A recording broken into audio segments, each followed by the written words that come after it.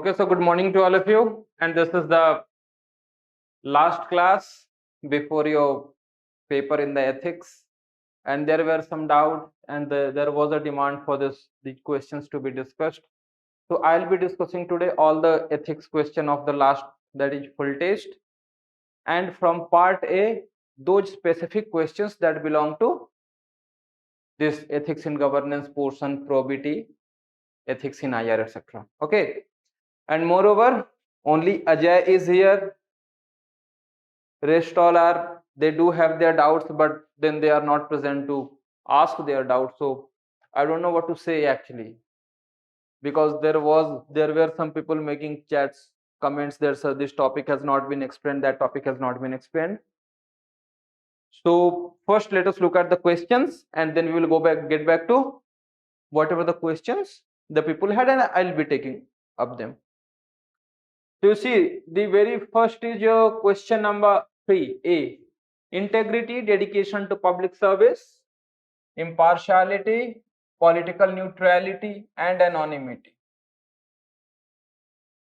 And one of my suggestion would be, try to use even the question paper very smartly, because in this question you see there are 5 values that are clearly mentioned. So in case you are not able to recall too many values, you can pick up some of the values from here and you can implement them in other questions, other theory questions, as well as in the case studies. So try to be very smart how you are using the question paper itself, because in every question there will be a specific set of values. Somewhere it will be integrity, political neutrality, devotion to duty. All these duties, they will be mentioned in one question or the other. So please try to use them very smartly. Use these values in other questions. In case many of you say that कि value sir value याद नहीं आ रहा है, value में लिख नहीं पा रहा. So this is what you do. यहाँ पे आपको लिखा हुआ है, use these values only in your question, in your other answers. ठीक है ना? So the question is, all these values are hallmarks of an efficient civil service. This is another keyword. So in this question, for all, first of all, a simple introduction, and I don't think an efficient civil services is key to any functioning democracy, vibrant democracy, to address the challenges of governance and to serve the people. Okay, उसके बाद a small subheading, key values are, and then 1 2 3 4 5. Okay, so first, you do not only have to define integrity, but you also have to explain that how this value of integrity will ensure efficient civil service. Anyone with integrity, he will do his duty on time and he will be incorruptible.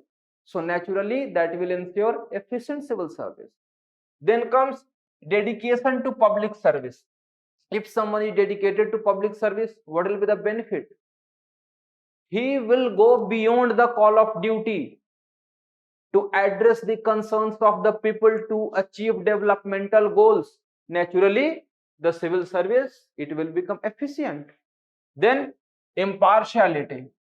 Impartiality, you will define what is impartiality and how this will benefit. Because of impartiality, he will look at everyone equally.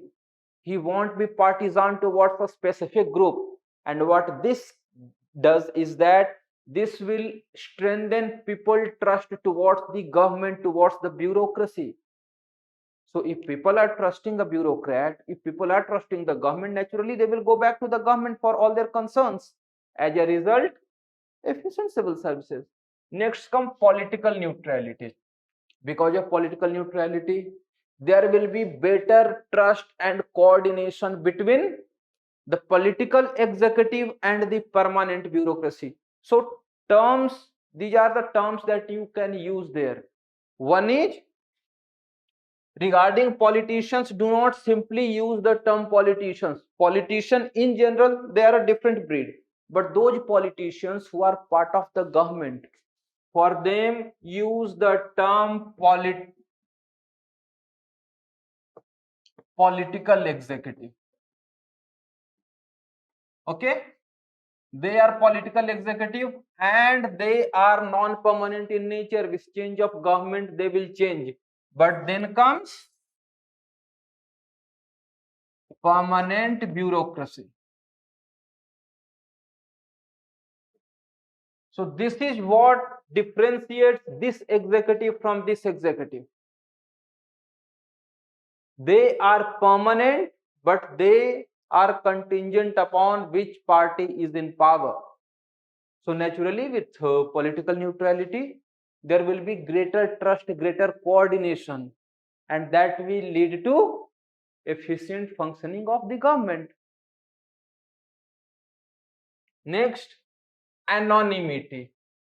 I don't think I have sufficiently explained this point, that why anonymity is such an important value. You see, what happens is that why is it said that a bureaucrat has to remain anonymous? And that is the debate today, that whether bureaucrats, they should be free to use social media, and if they are free, to what extent they should vent their opinion on social media. Because first of all, social media means you are no more anonymous, your photographs and everything, and there is a charm in bureaucracy, and students, people, they generally get attracted towards them, start following them. So what happens is that, and it may so happen that in a fit of moment they might express something that may not be in line with the mandate of the government. So again, that will lead to a conflict, because bureaucrats are expected to work as per the mandate of the government, and if you cannot, simply resign, and after resignation you are just like any other individual and you are free to do. So in case of anonymity, the first thing is the political executive, they will not feel threatened, because suppose a bureaucrat has become very famous, political executive will have fear that tomorrow he might resign and he might start contesting election against me and I lose it. That is one threat.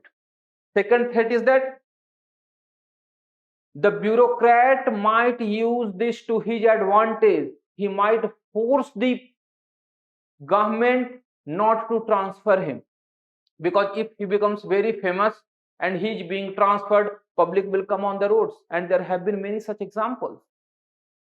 So transferring bureaucrats become easier if they are anonymous.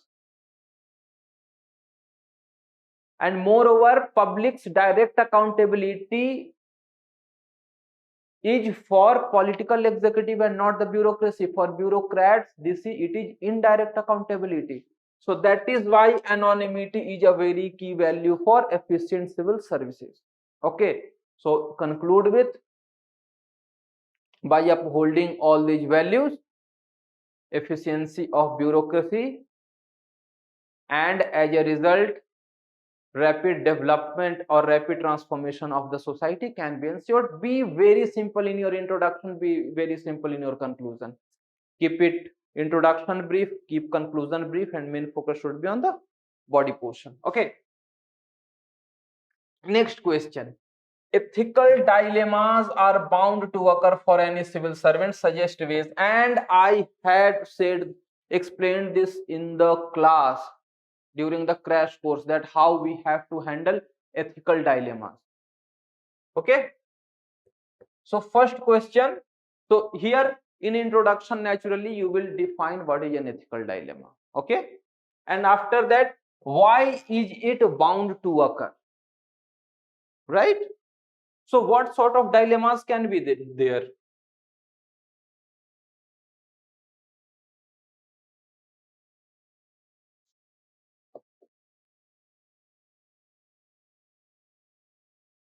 First can be personal versus professional. Second would be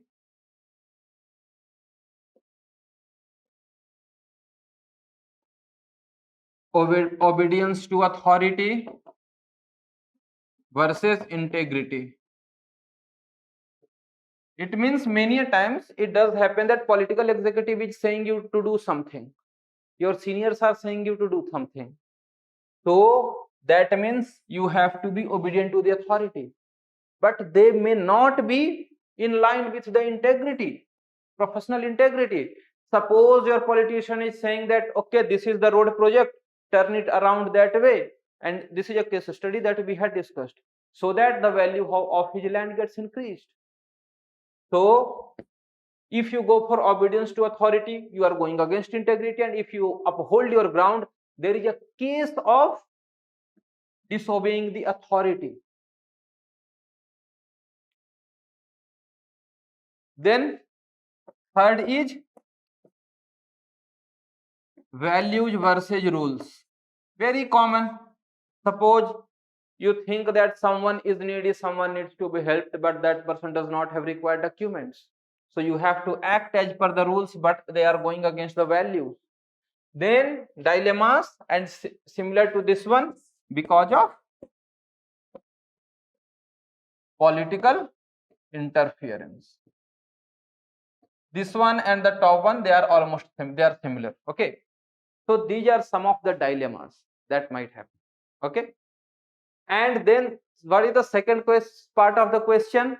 And you people have not done it yet, and that's not fair, because I had explained this in the class. You see how to handle dilemmas. Okay, the very first is that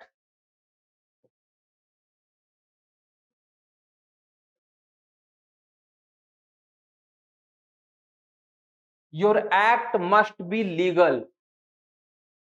Dilemma, strength of value does not mean you cross the boundary of legality and switch towards illegality. Okay, next one, second, between personal and professional, or okay, between personal and, okay, let us write first public. Give primacy to public interest. Third, personal and professional, yet again primacy to professional. And suppose in a scenario you are following all these three, still there can be a dilemma, and in such a scenario your primacy should be to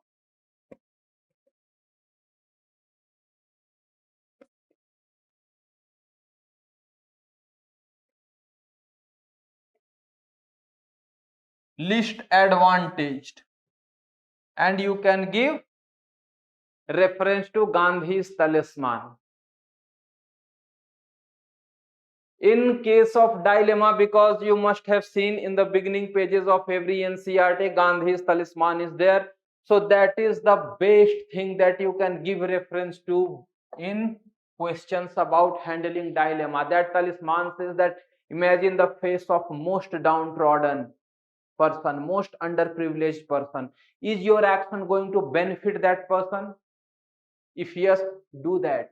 But yet again, that act must not be illegal. Okay, so this is how you handle in case of dilemmas, because you cannot just put in a simple study, because dilemmas can be of different types. So that is why this is how I have explained that you can do that in case of dilemmas under different situations. This should be our pecking order. Okay,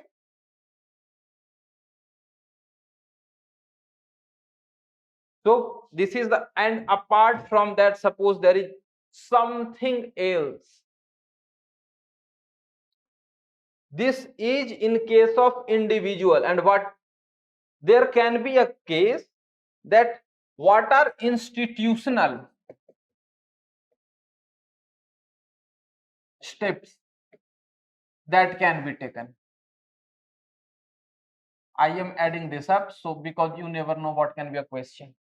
Institutional steps that can be taken, The very first would be, yeah, you people are not here. The very first would be code of ethics for civil servants. Second would be code of ethics, उसके बाद क्या था, हाँ, codification of laws.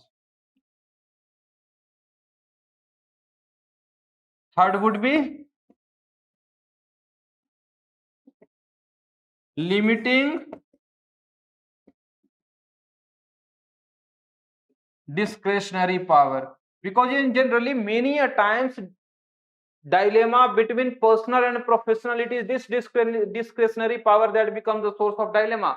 Because since you hold a lot of discretionary power, you would be expected ki yaar, since you are not being held accountable, you can do this, but that again, that would create a dilemma, because my conscience will not allow it, my value system will not allow it.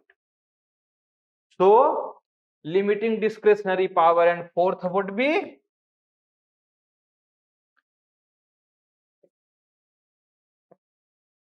code of conduct for politicians and limiting political interference in bureaucracy. ये कहां पे आएगा? This where this one can be used. The same one, obedience to authority versus integrity. Politician is saying that okay, change the route, or in case you do not follow what I am saying, you might not get promoted, or you might be transferred to some insignificant posting. So that is why limiting political interference in okay, pause it, go back and you can see it.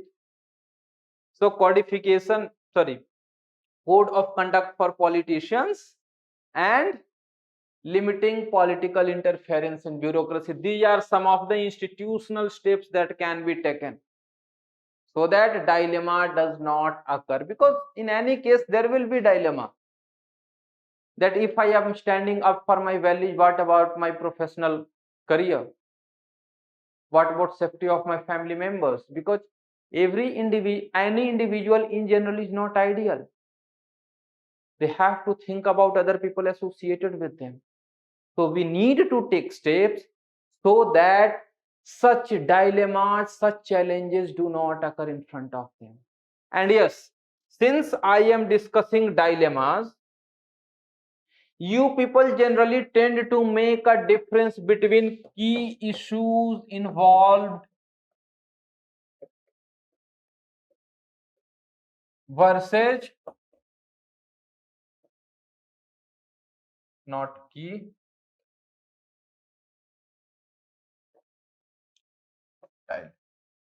So whenever the question is related to dilemma, dilemma has to between two competing values which are equally strong. If there are issues, you can mention about ethical issues. But if question asks about dilemma, bring in both values like integrity versus professional, what should I say it? Integrity versus career growth or better career prospect. So integrity, one value system, better career prospect, that is another value system. Values are not just 7 values given by Nolan committee and 2 or 3 more. Everything becomes a value system. Even protecting your family, being true to your value system, this is also value, because generally what happens is that people tend to compromise with their own values. So being true to your values, protecting your family, all these are different set of values. So use them, underline them, put them under boxes, and be careful about the term that is being used in the question. Whether it is issues involved, then ethical issues. If there are dilemmas, competing set of values clearly mention this versus this versus this. Okay, so let us switch to the next question. Manipulation and lack of ethics in administration not only reduces effectiveness but also has several negative effects for the society as a whole. So the question here is that if administration does not have strong ethical sense, if administration does not have that strong value system, it is not detrimental only for the bureaucracy, only for the governance, but it is society as a whole that gets impacted. Here what you need to do is that break the question. So one part would be manipulation and lack of ethics reduces effectiveness of governance, and second portion would be impacts the society negatively. So under two separate heads, these two portions have to be discussed. Please do not mix them up, and not only for ethics but all GS papers. Please break your question into as many portions. Give proper subheadings, small, crisp, put it under a box, and then 1, 2, 3, 4, and try to have this 1, 2, 3, 4 rather than A, B, C, D or dash dash dash dash. What happens is that when examiner is looking at your copy, he will simply tick tick tick tick, नीचे तक आया, point number 4, it means he has written 4 points. He is definitely not going to count 1, 2, 3, 4. Okay, he has written 4 points. Why would he or she give so much time? So your job is to make the life of examiner easy. So that is why tend to go for this sort of numbering. Okay. So here we are breaking it. So first would be reduces effectiveness. How does it reduce effectiveness?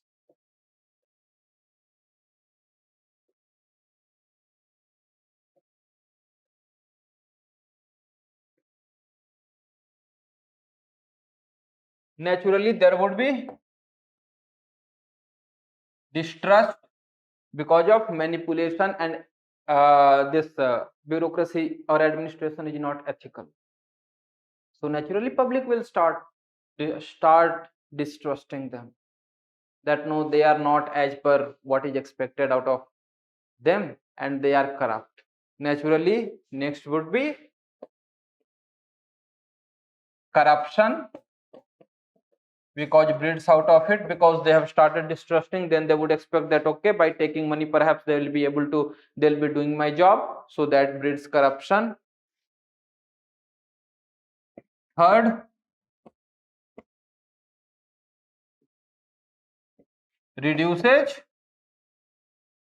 transparency and accountability, because once manipulation comes into play, manipulation, lack of ethics, so naturally there won't be much transparency and much accountability, because people would be manipulating government employees they would be manipulating their seniors would be manipulating juniors, they would be manipulating the public. So as a whole the process of governance suffers. And next comes is detrimental to the society, I think. Just a sec, let me see it. Negative impact on the society. Okay.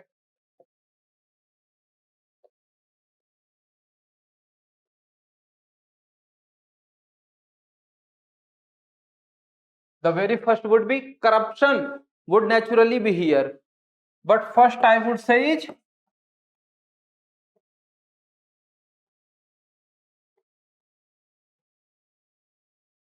because anywhere if corruption comes into play, manipulation comes into play, it is the more advantaged section of the society there who are benefiting more out of it.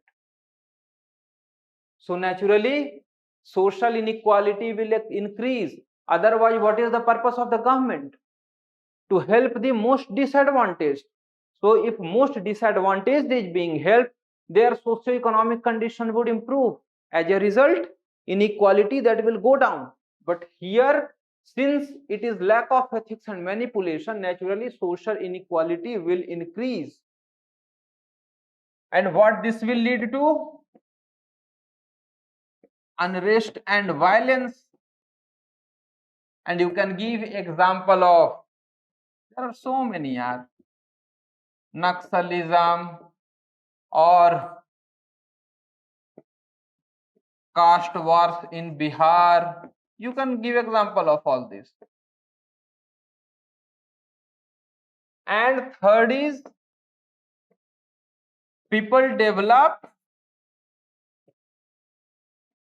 rent seeking tendency.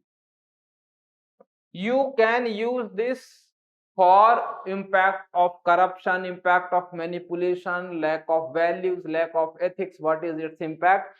Because this is a very significant issue associated with corruption. Rent seeking tendency means I would focus on my personal benefit without considering or without consideration for the society as a whole, general welfare of the people. That is rent seeking tendency. So bring in this. Okay.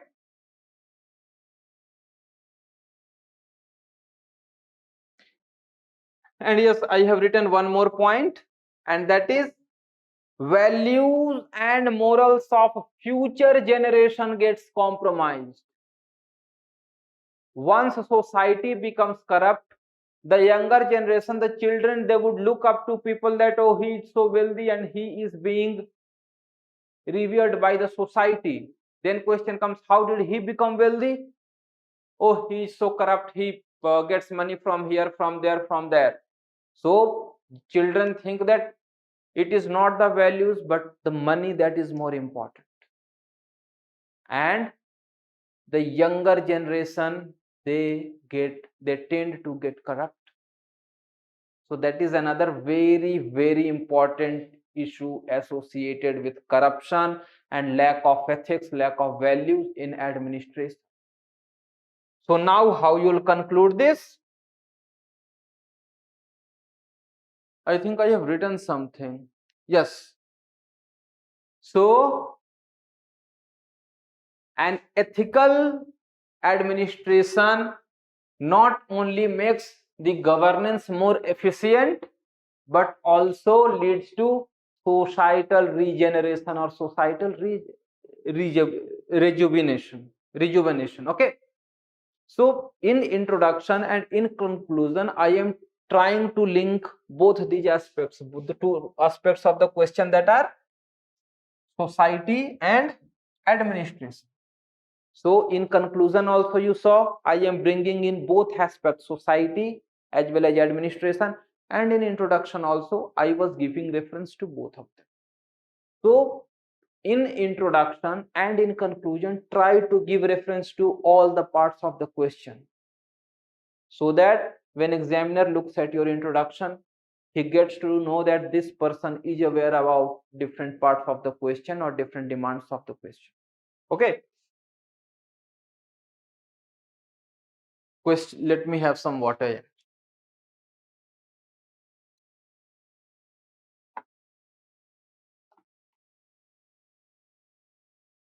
After this we will go to what is those questions, and then swiftly we'll look into case studies. Okay. Is conflict of interest a governance issue or a moral issue? Yet again, both segments, governance and moral, two sections of the question, two subheadings. Introduction by defining conflict of interest, then conflict of interest as a governance issue 1 2 3, conflict of interest as a moral issue 1 2 3, because it is both a governance issue as well as moral issue.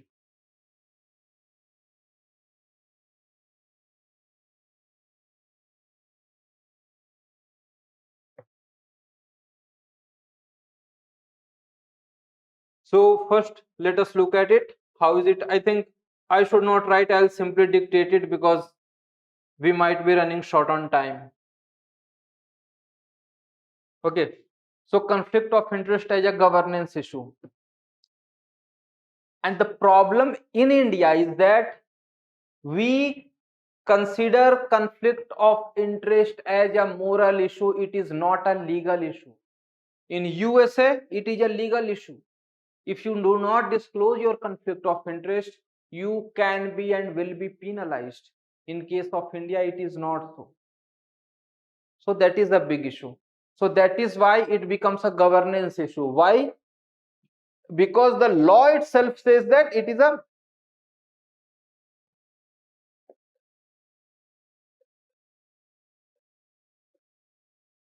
no prescribed law against conflict of interest. So naturally this becomes a governance issue. Then lack of clear rules and regulations. Then it would be because of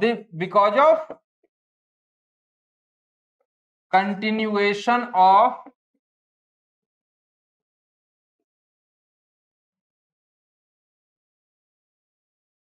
politico-bureaucratic nexus. And because of all this, what happens is that leads to corruption and rent seeking tendency. I am writing this again and again so that you can remember it. Okay. So first we have explained why it is a governance issue, because there is no specific law, there is lack of clear rules and regulations, there is huge discretionary power enjoyed by the government officials, because there is a continuation of political bureaucratic nexus, and this leads to corruption, then it is inefficiency, then it is malgovernance. Okay, so this is a governance issue. Now look, why is it a moral issue?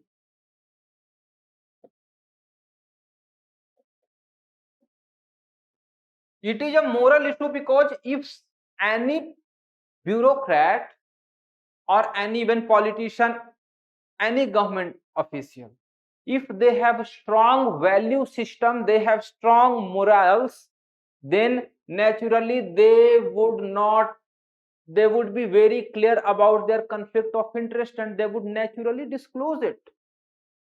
For example, I would like to take name of Arun Jaitley, and I had given this example in the class that since he had handled Vodafone case, when he became finance minister, he said that no, I am not going to touch this. Then I gave you no name of Justice Rohinton Nariman. When his father came to argue in front of him in his court, he recused himself because there was a clear case of conflict of interest. Had he wanted, he would have continued. But because of his strong value system, he recused himself. And even if we go to our history or scriptures, you can give reference to two names. The first one is Vibhishan in Ramayana.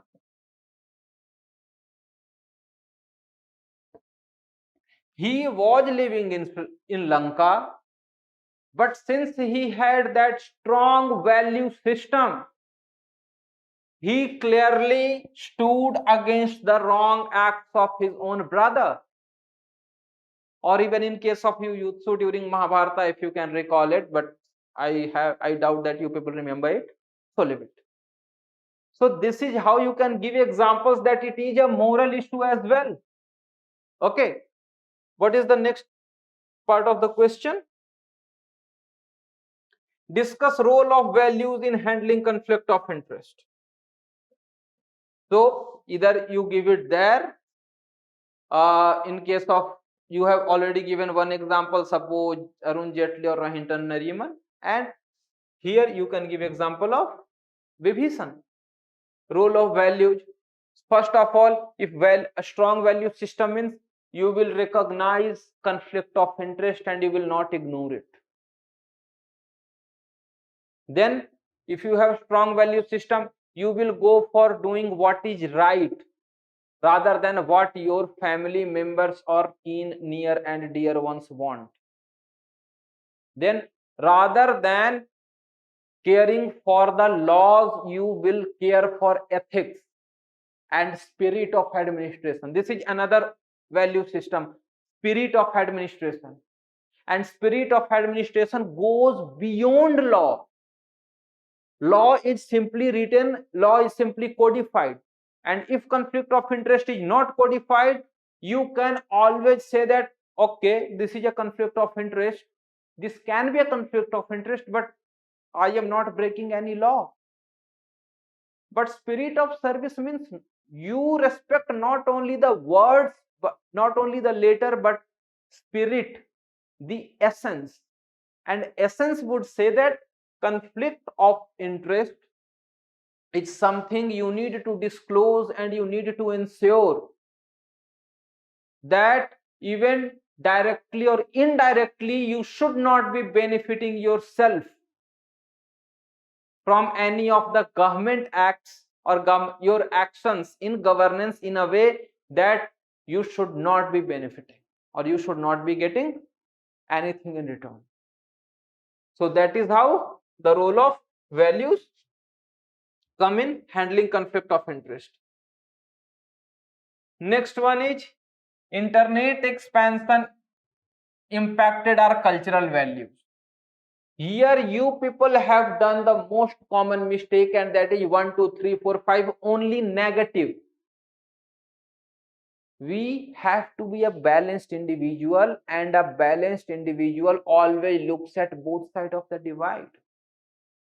So if there are negatives, there is consumerism, then there is, what should I say, clickbait, there is sensationalization, there is fake news.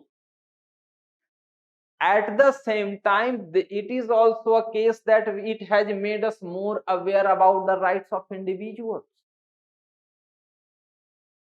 right of vulnerable sections like transgenders, women, SCs, STs. It has resulted in emergence of a cosmopolitan global community. So that is positive. So here you would discuss positive, because negative you people have written a lot. So positive and negative. Positive I have already told you, and then negative. And how do these value differ from our traditional value? And this one you people have mentioned, traditional and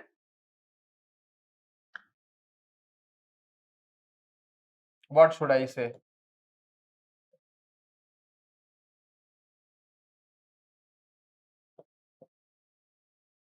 Values not guided but shaped by internet expansion. You see, I could have written modern values, but question does not say about modern.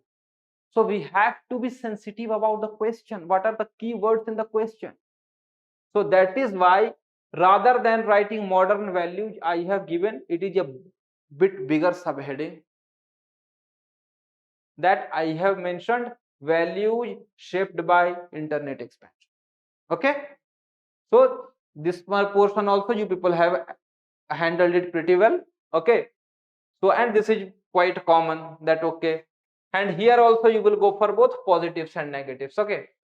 Next comes with regards to social media, there is a debate between individual privacy and security of the society. Which one should be given preference and why? Here some people have said that there should be primacy to individual interest because of fundamental right, but that is not a correct approach,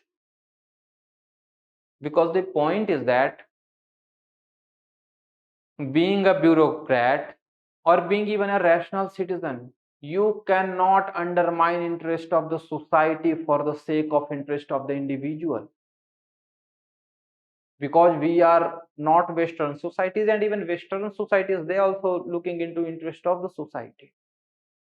So please balance, have a balanced opinion. Okay.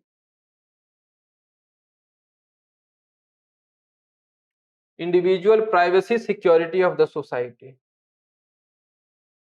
First of all, why individual privacy? The first one is because it is a fundamental right, and you can mention about Swami judgment. And next would be because of corporate ethics. And why corporate ethics? Because of social media companies' commitment to their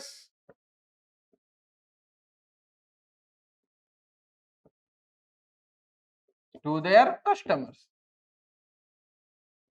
Since a company has committed to its customer, the company must uphold its value, right?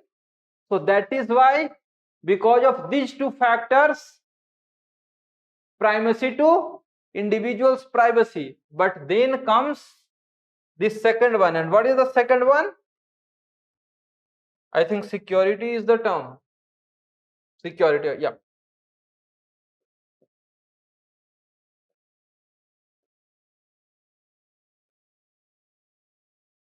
Security of society. And why the security of the society? The first way, because it is state's responsibility. State has got responsibility to protect all its citizens. So how can you expect the state to compromise on its responsibility? That will yet again be unethical on the part of the state. And the second is against state sovereignty.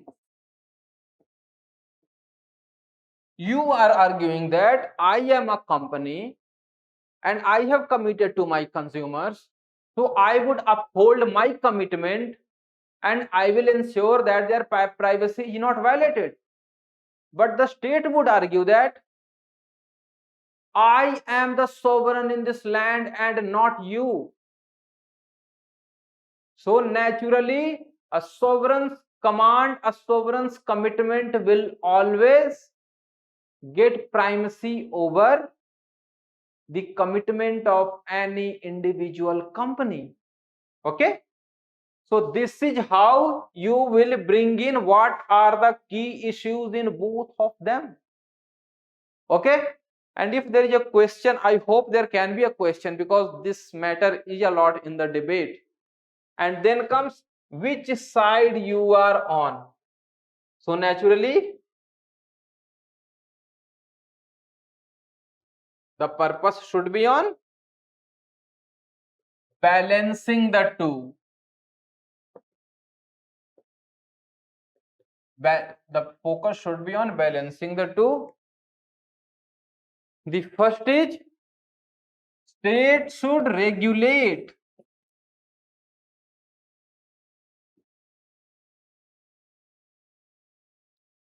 social media companies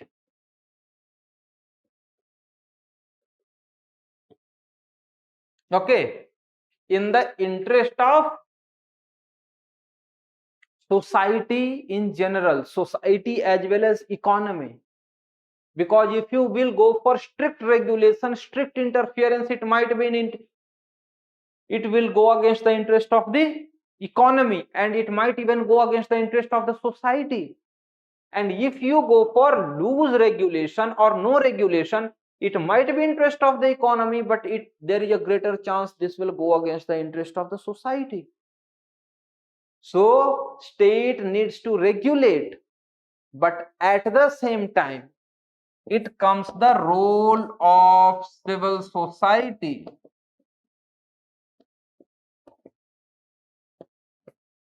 to keep an eye on the state, so that state is not unnecessarily interfering or state is not unnecessarily violating the privacy of the citizens. So this is how you make a balanced stance. One student, he had given a complete primacy to the individual rights. Okay, it is a fundamental right, but we also know that our fundamental rights are not absolute.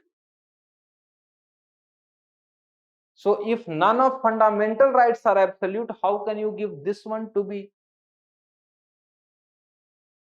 an absolute right? Okay, so you can also mention it there, interest of the state, 1 2 point, and out of those, from after those two, the third can be that none of the fundamental rights are absolute.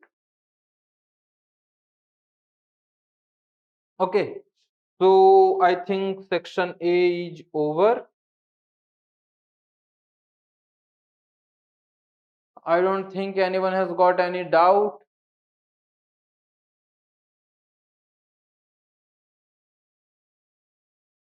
I cannot even see if how many are online.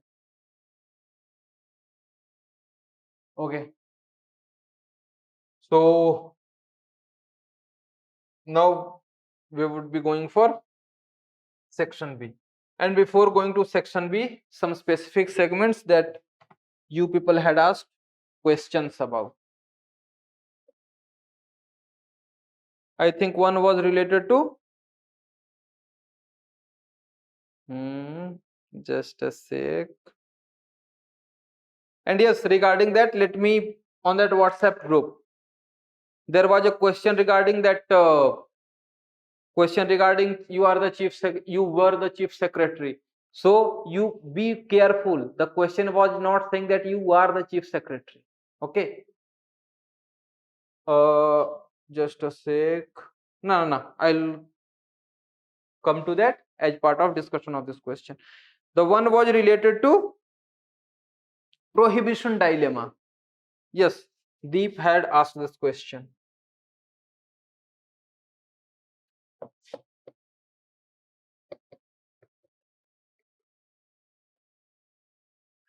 Some of the information related to governance, that is paper 2. Bihar and Gujarat are not the only states. Presently, prohibition is in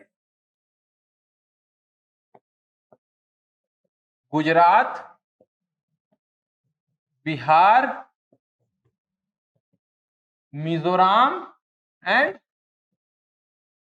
Nagaland. And out of UTs, it is in Lakshadweep. Okay.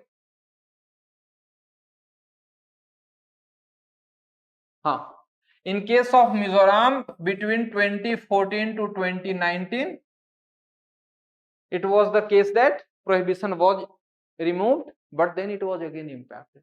And let me share a very fun fact with you. Now that would go, that can be made a bit political, so I would tend not to get into that. Okay.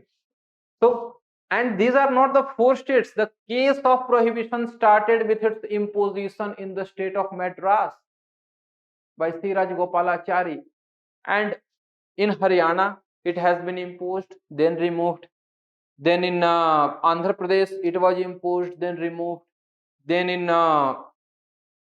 Tamil Nadu it was imposed and removed. In Kerala it was imposed and removed. Even in case of Bihar in 1977-78, I think it was Karpuri Thakur who was the CM, if I can recall it correctly. At that time it was imposed and removed. So this is not the first case. Okay. So in case of prohibition, what are the key issues that we face? The first is very basic.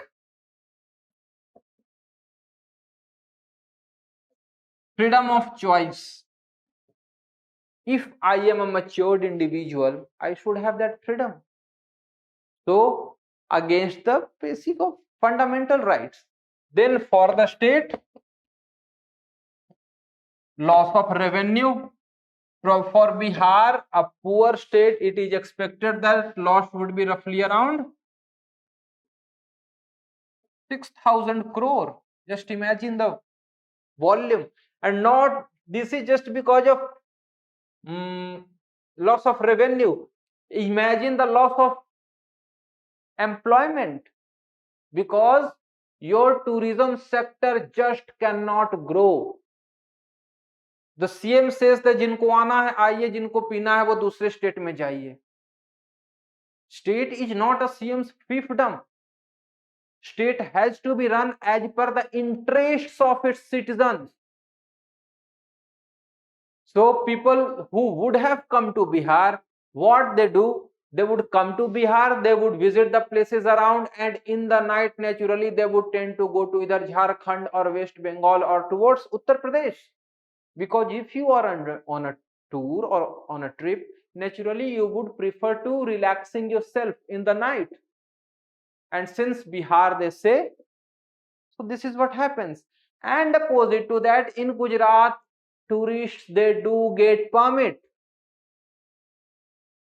So as a result, Gujarat has been successful in tapping its tourism potential, but Bihar is not, because this is what happens when politics trumps governance and you keep demanding for special state, as if Bihar is even poorer case than not Haryana, Himachal Pradesh or Nagaland or Mizoram or anyone like that, because we all know that special category states, that condition has simply been removed. So this was just the part of governance and all. And yeah, please do not write such strong statements that politics trumps governance. You can mention political expediency or vote bank politics or concern for vote banks. Then what happens? This breeds corruption and police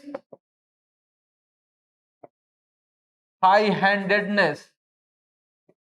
We all know what has happened in Bihar and how High Court and Supreme Court they have commented.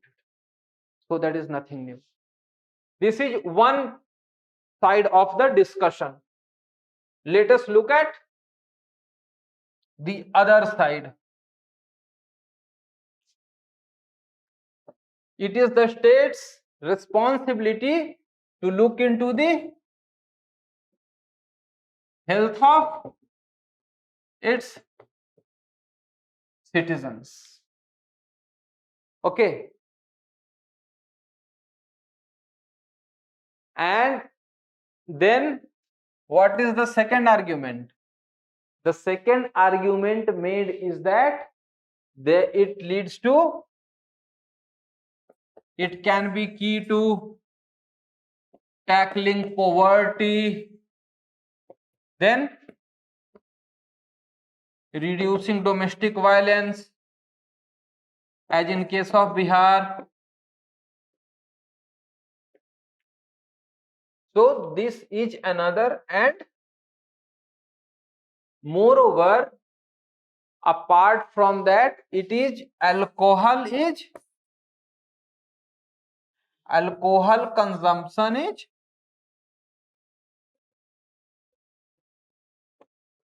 social taboo and immoral act, because still in Indian society alcohol consumption has not got that acceptance.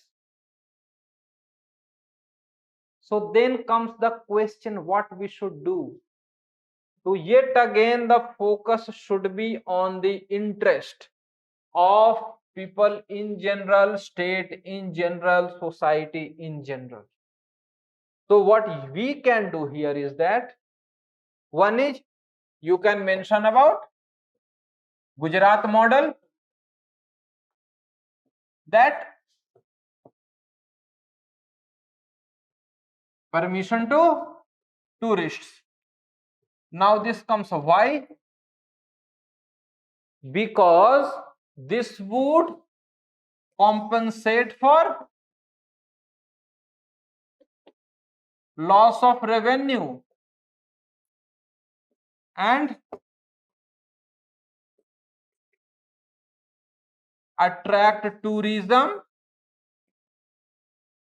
and generate employment.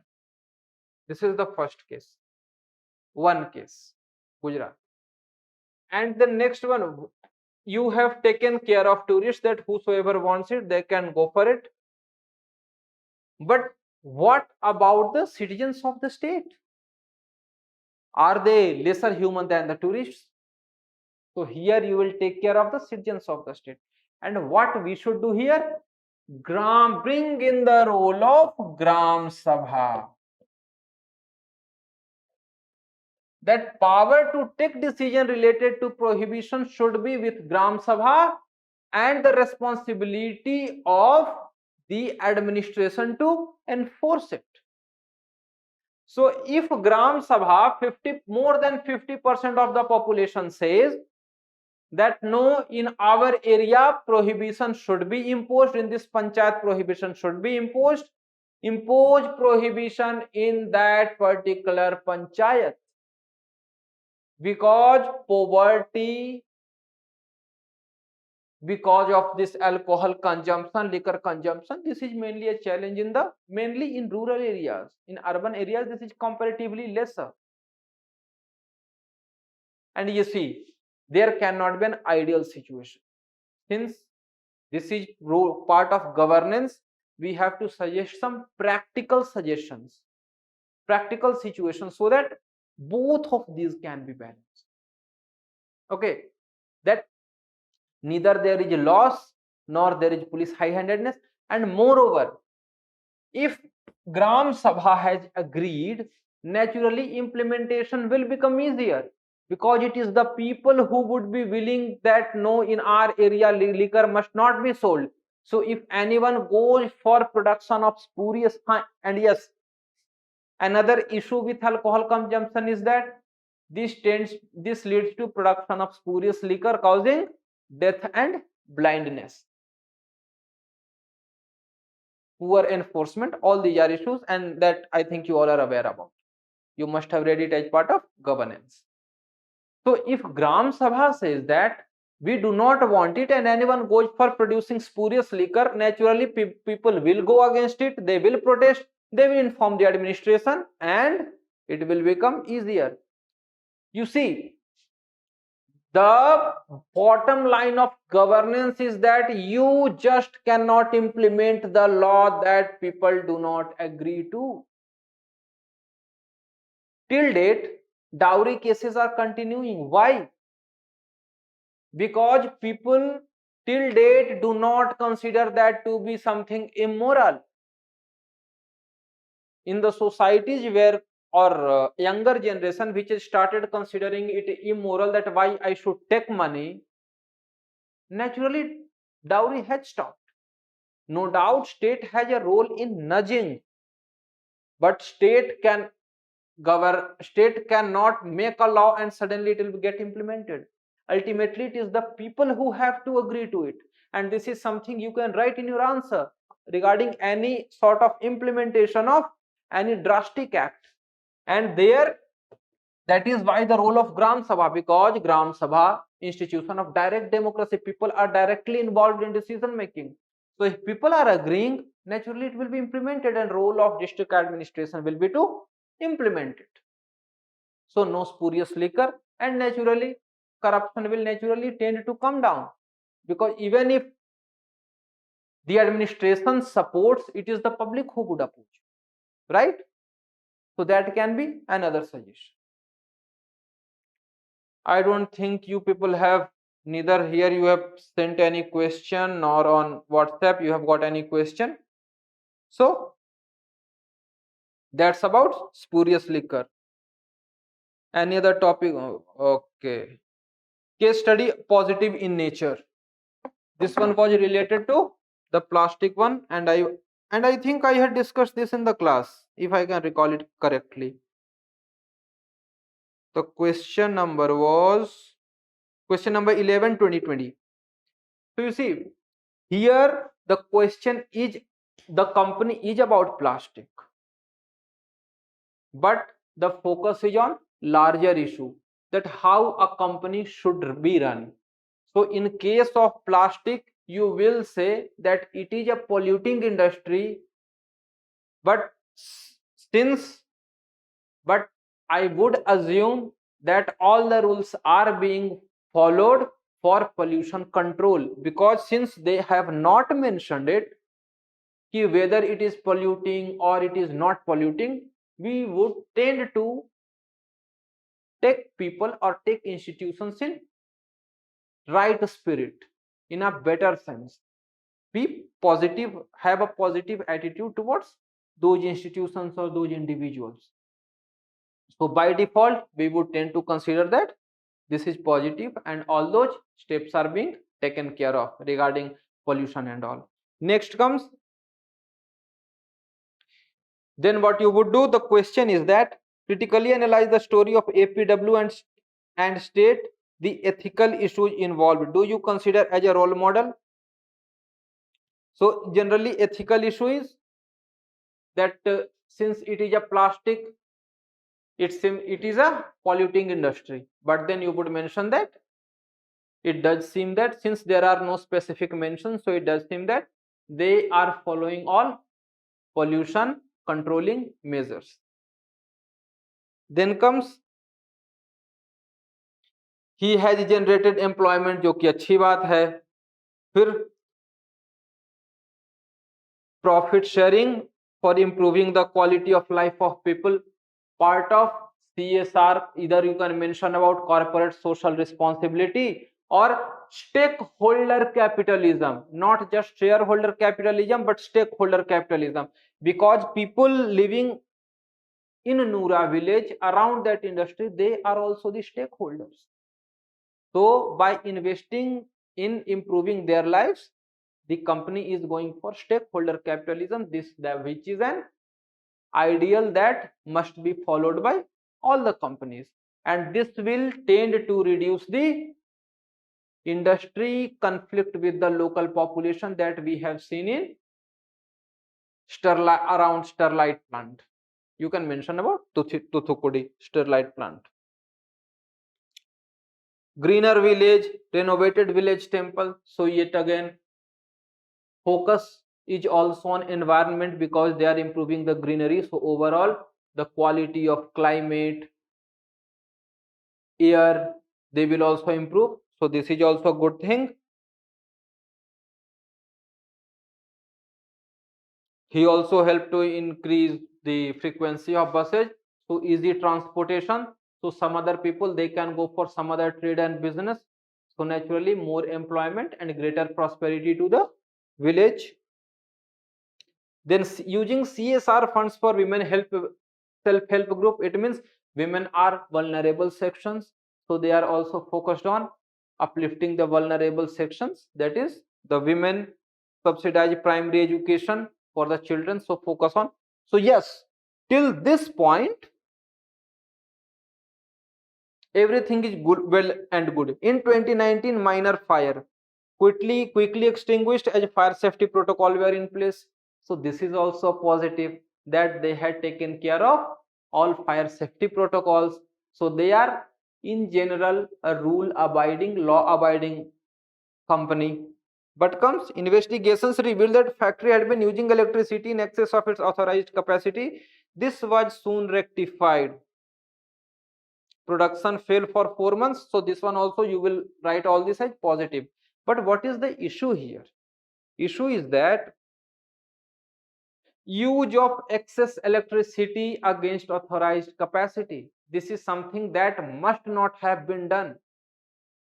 This is corruption, and moreover this puts the existing electrical infrastructure of the area under threat. If you are drawing more power, naturally the load would be more and transformers might burn out. So it is not only, this is something that is completely unethical. It is not only corruption, but they are also compromising with the interest of people living around. So this is unethical. All employees paid regularly, this is something good. So here you would say, since they have not mentioned, so as a result what should be done? Here you will not mention about clearly that he should be arrested, he should be let go. As per the law, steps must be taken as per the law, as per the electricity rules of the concerned state, because electricity is under state subject. Okay. And if fine should be imposed. If penalty should be imposed. Because if you are doing something good, that does not give you license to do something bad and pass on to it. You are doing good, that is nice, but if you are doing something bad, you need to be penalized for that. That is what the governance is about, that is what the rules are about. Okay. Can this be a role model? Yes. Why it can be a role model? The first of all, generated employment. It did not cause, since it is not mentioned, we will assume that it is not polluting in nature, and moreover, by growing trees and all, they helped in improving the overall quality. Then education, health services, greenery, women's self-help groups, then education. Then even during the lockdown, he did pay to the EA. So example of stakeholder capitalism, and this is a model that can be followed, but at the same time, drawing electricity is something not only unethical but illegal. So industries, they must ensure that their profit is not based on any illegal or unethical action. So had APW been following the rules related to electricity consumption, overall it could have been said that this can be a model that can be followed. Okay, so that was related to that question, and let me see if there was any more question. Disaster management related case study, like what should be basic guiding principles, special concern, priorities? Yes, and this is one question I had not discussed. I think whether I discussed briefly or not, I cannot recall it. Disaster management. And yes, one case related to disaster management was that something has happened and you are with your team, you have gone there, people are agitated, and even one of your teammate has got injured. So that was one example. You can go through that. Okay. So in case of disaster management, what is the first one? Again, here you will bring in your knowledge of disaster management from paper 3. That prior to disaster, what are the steps that you would take? By giving, and in your answer, give reference to NDMA guidelines, then bringing in NDRF, all those institutional mechanisms, and those institutional mechanisms will be supported by other initiatives or other, what should I say, quick thinking or smart thinking of the bureaucracy, by bringing in local population, other trained groups, then trained volunteers and all. Okay.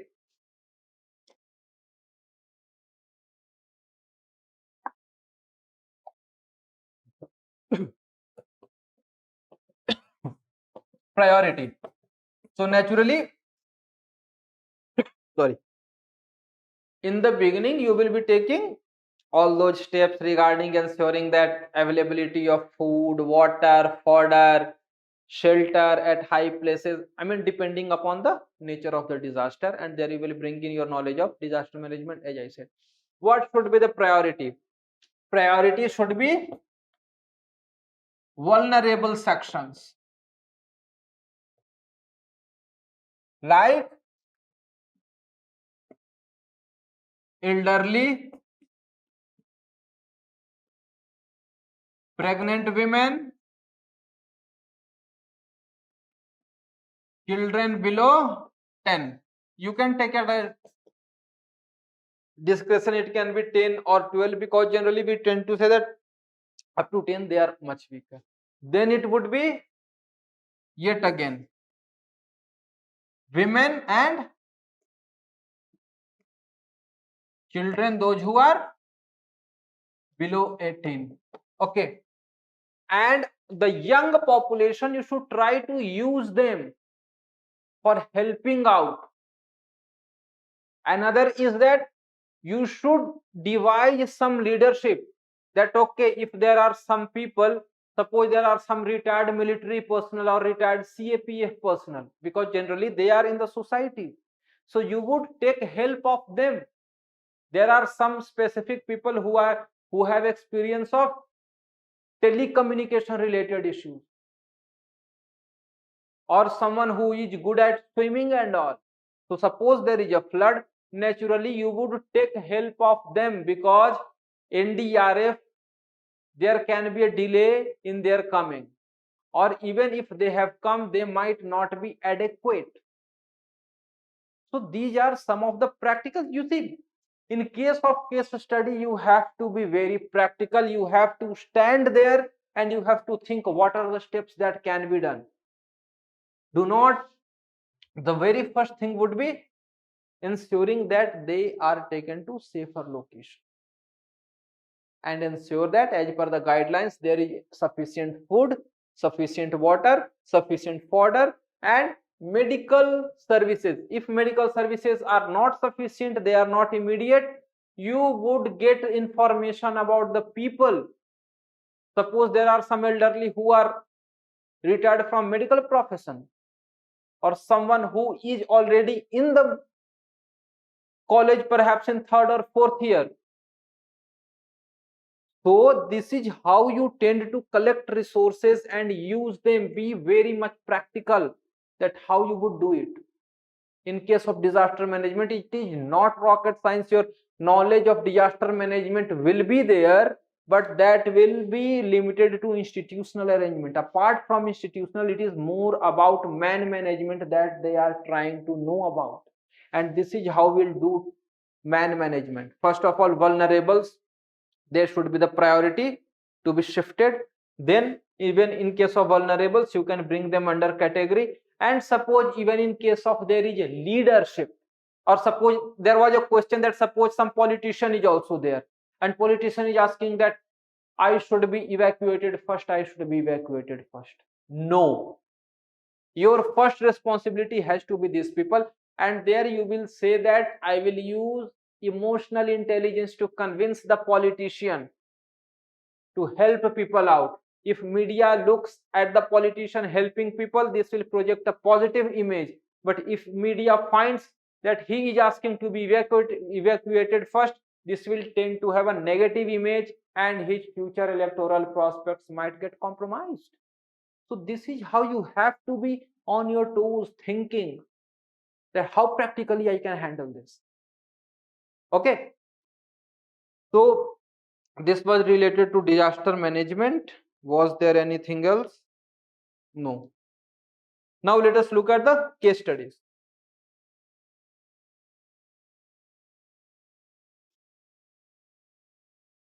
The first case study. You are at your friend's home for some office related work, और उसके बच्चे के case में दिक्कत हो गई है. He has given freedom so that grows on to become a responsible person. Playing video games reduced his interaction, change in behavior, remains aloof, gets angry, tried to talk, reacted negatively, and opened the door only he will not discuss the issue again. Amicable relations of you and consider you among his favorite uncles. So you see, one of the students, I will not be taking names, but he had suggested that go for professional counseling. Professional counseling always have to be the last resort. Look at the question. What is it saying? That you have an amicable relationship with the child and you are one of his favorite uncles. It means that it is an expectation that you will take leadership. You will talk to the child. Since child considers you in high regards, you have good relationship, talk him out, take him out for some ice cream or chocolate, and then on the way you can talk to the child that what has happened, how your study is going on, why do you stay in the room, you did not go out for play, how are your friends. So through this you can begin a thread and start understanding the psychology of the child, why child is behaving like that. So through that you can pick specific issues, what are the issues with the child, and after picking up those issues you can talk to child's father and you can give him suggestion that these are his points of concern, you can behave in this specific manner. So this is how you have to be innovative, you have to be creative. Suppose in आपके ही घर में कोई एक बच्चा ऐसा हो गया, game खेल रहा है, चिढ़ता रहता है and he just reacts very negatively, would you directly take him to a psychiatrist? बात नहीं करोगे पहले? So please do not consider it as an ideal situation. This is a very much normal situation and you have to give pragmatic answer rather than some out of the world answer. You have to be creative and all this. Suppose you are saying that I would take the child out for an ice cream or out for a chocolate, and on the way I would talk to him about his studies and about his friends and him not coming out of his room. And from there I would try to know what are the issues behind this specific behavior. Because it is not that only games would be responsible. Games are one factor, there can be multiple other factors, and that is why the question says that to what extent is family and the society responsible. It means responsibility lies with the family as well as with the society. So you have to be very much practical in this. Okay, what are the reasons for such a change in behavior? One is naturally games would be there. Okay, and apart from that it can be something like in the school he might be bullied, or he might have gone some very bad phase of his life. Suppose some breakup of a friendship, किसी के साथ अच्छी दोस्ती थी, दोस्ती टूटे. It can be any factor, and perhaps to compensate that the child got involved in the video games. So here then comes responsibility of family and the society. Why family responsible? Because family has to look into the interest of the child and how child is behaving. And the very instance the family felt that there is a change in behavior of the child, rather than ignoring it, take control of the issues, talk to the child, engage with him, try him or her, try to know. And then comes society. Yes, society is responsible very much. Why? Because in modern times society is only focused on that rat race of academic excellence. As a result, 2 or 4 they do very well, and what about rest of them? They start thinking themselves to be failures, to be useless, irrespective of even some child is good in music, dance, sports. But no, since you are not very good in academic, society will not give interest to you. Another issue, because of this rat race of academic excellence, focus on tuitions, coaching centers. So children, they do not get time for co-curricular and extracurricular activity like physical sports, in the playgrounds, engage with other friends of the society. So these are all factors why society is also responsible. So be a thinking individual here. Put yourself in that position and then think about it. Do not say that okay, this is a case, this is not something like याद कर लिया, रट लिया और यहाँ पे लिख देंगे. नहीं चलने वाला एथिक्स का paper. Ethics paper means you have to be a thinking individual, you have to be an emotional individual, you have to be a rational individual, because that is what is needed in case of governance. Paper 2, governance, that is purely theory, but this is governance in its practical sense. Okay, give suggestions for change in parenting society. What advice would you give to your friend? So accordingly, after assessing the thinking of the child, it would be the same. Try to engage with the child, take him out for some picnic, some water sport, and try to have a casual talk rather than directly questioning about his academics and about his behavior. You have to approach very slowly and very delicately. And you can also say that by taking initiative, that I will also talk to him on a weekly basis, so that I would tend to know about what his thinking is, and then I'll give you some more input. So this is how you can be a bit creative in your answers. Parenting society and education system. Education system is focused not only on academics but also on sports. Engage with the child rather than rote learning and one-way communication. Society, importance of elderly, importance of physical interaction among children, focus on sports, appreciate and encourage all childs rather than focusing on just academic excellence and to making 2 or 4 children feel special, because every child is special.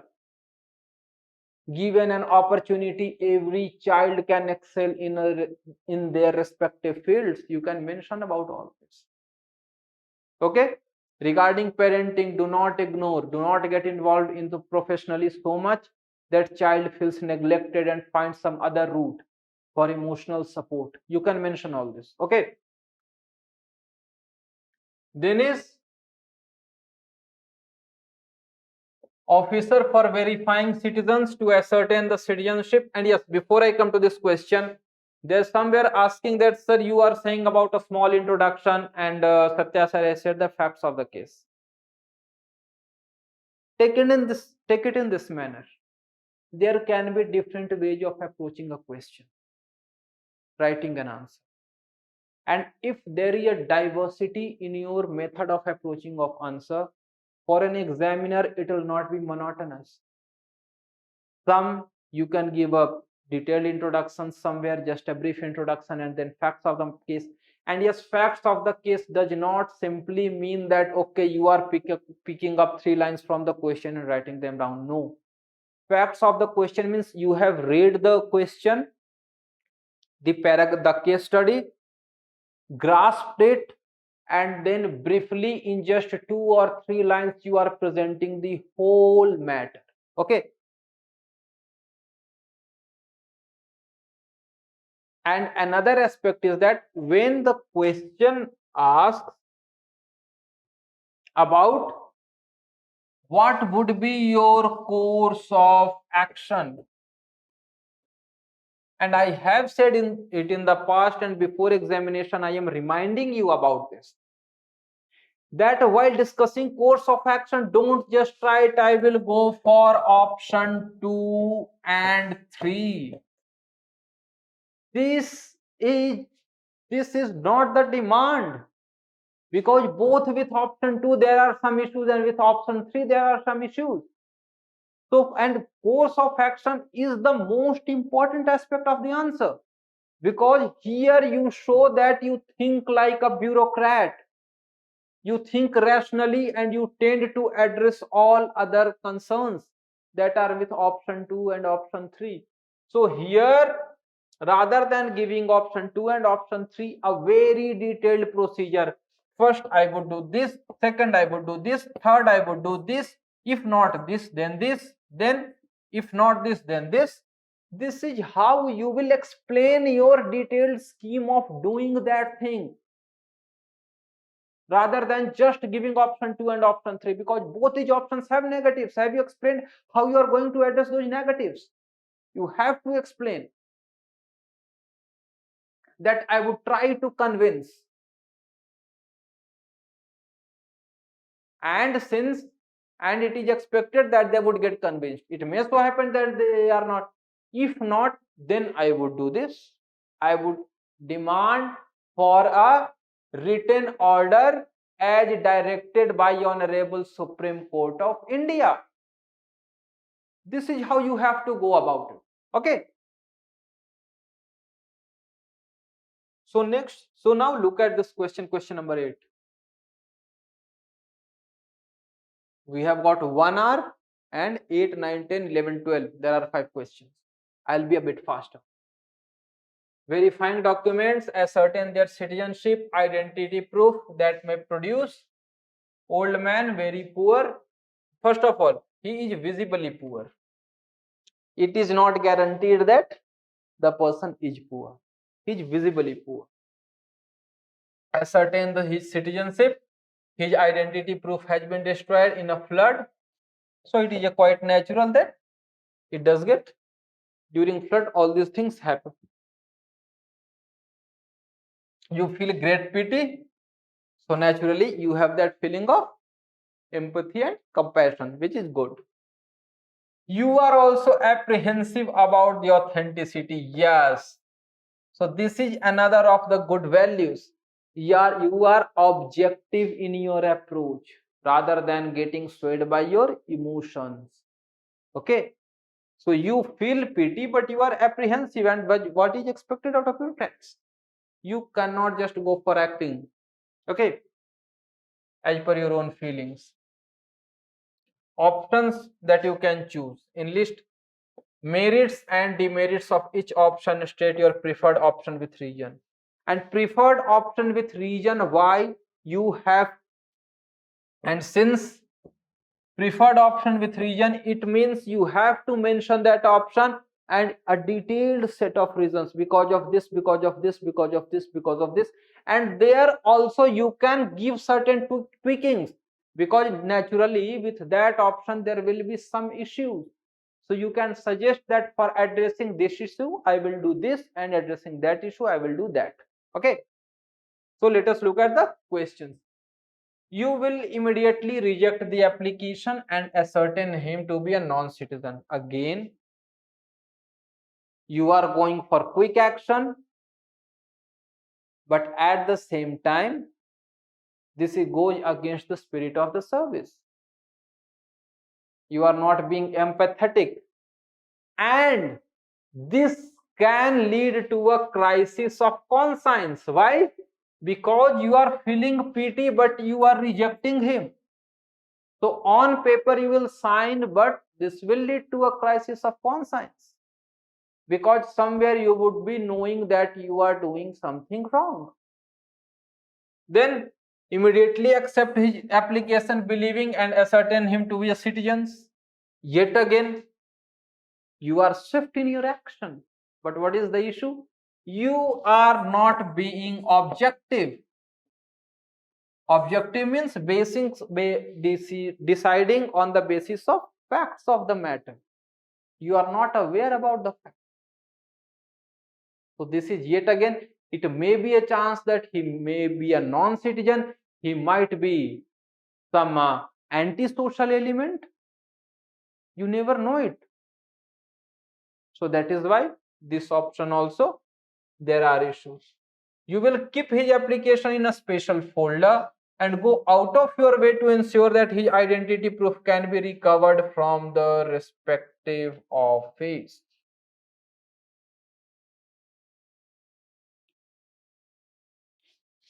You see, here going out of your way,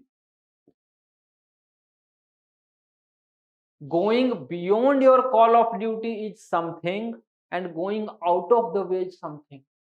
Going beyond your call of duty means you are stretching yourself to doing that. Suppose, okay, this many files only, but no, I will put in some extra.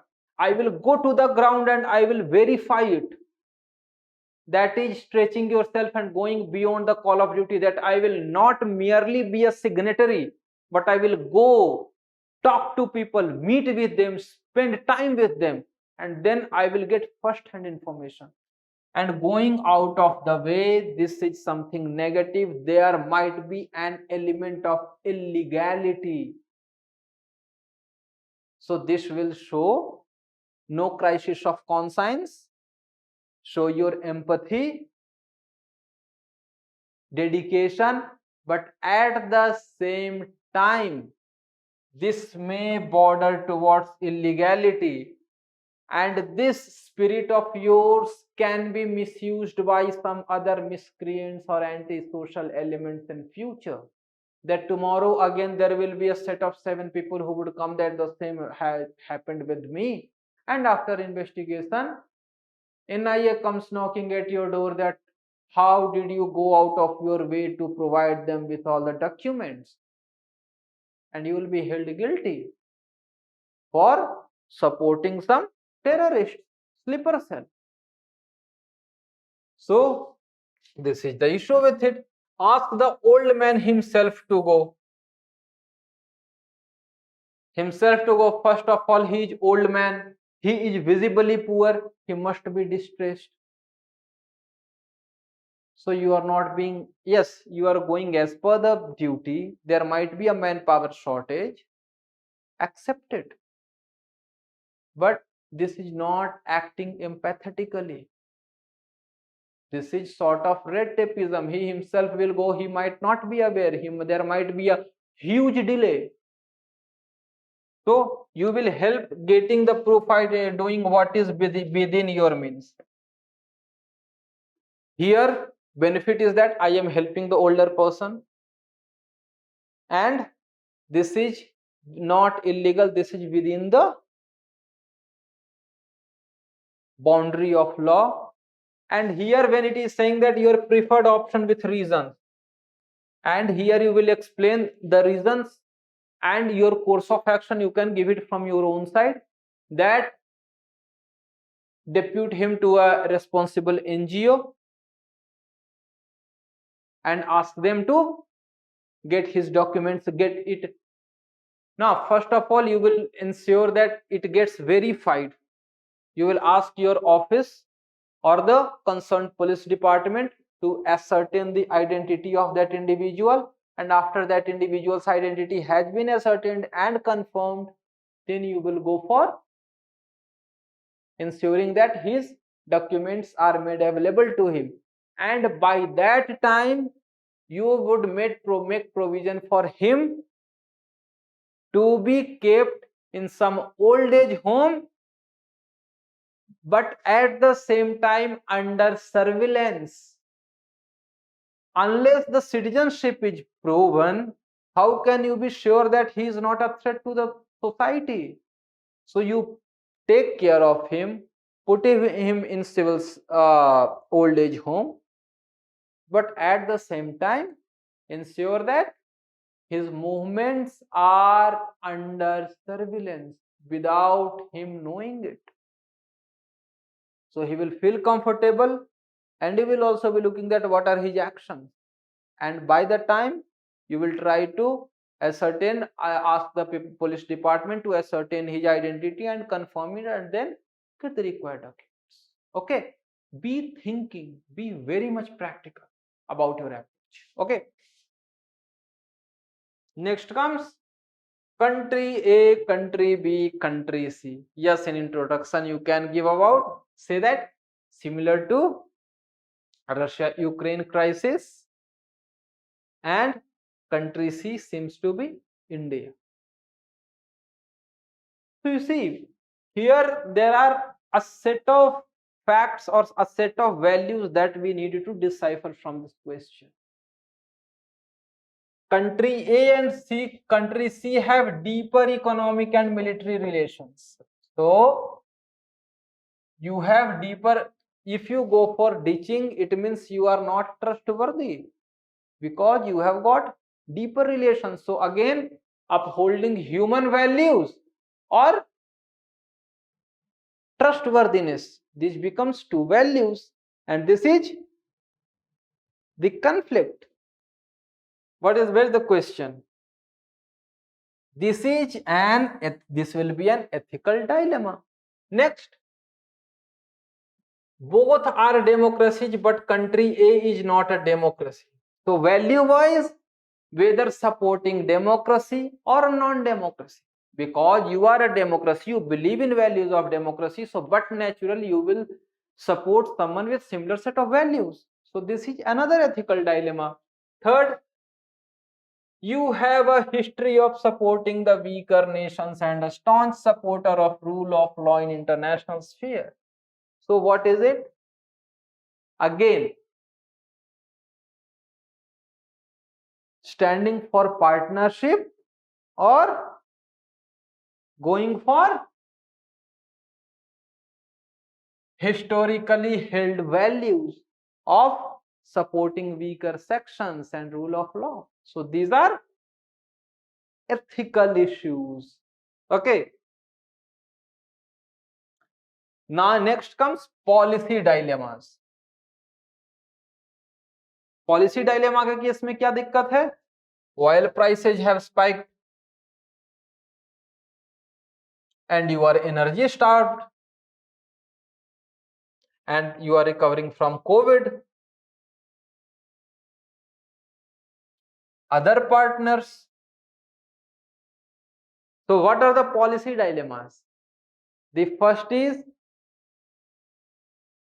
yet again, historical values versus interest of the citizens. Tackling fiscal deficit and energy prices, then economic recovery, then or compromising your soft power, because when you have a value of democracy, supporting weaker nations, supporting rule of law, it means these are your soft power. And if you go for this one, energy domain, energy dimension, then your soft power is getting compromised. So these are policy issues. Then you have got other partners who have appealed to country C, and this can have future ramifications. So will you look for future ramifications or immediate needs? Because immediately you need energy, but if you go for immediate needs, your partnership in future with these countries, it might deteriorate. So whether you will look at present or at the future. So these are some of the policy dilemmas. So you saw, in case of dilemma, we are talking about two competing values. And in case of policy, dilemma means two competing policies, which one to choose. Just like in case of economy, you see, if you bring down the interest rates, inflation will increase, and if you bring up the interest rate, naturally economic activity will decrease. So these are policy dilemmas. Okay.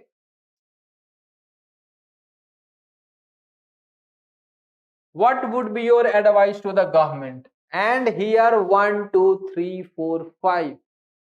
Each of the issues, be it historical, be it ethical, or be it policy dilemma, in your advice, you would tend to provide solution for all these dilemmas. Okay, that suppose your partners in future, then you can say that engage with partners and explain your predicament. Rule of law, yes, you would continue to take oil, but at the same time publicly you would call for end of violence and coming back for yay. And yes, you can give another suggestion that this energy trade would continue, and at the same time you would negotiate, you would talk to country A and try to ensure that the war ends. Otherwise you can put a condition that you can look for some other sources, because both these things are important. In case of diplomacy, you do not only look at your immediate interest but also at your long term interests.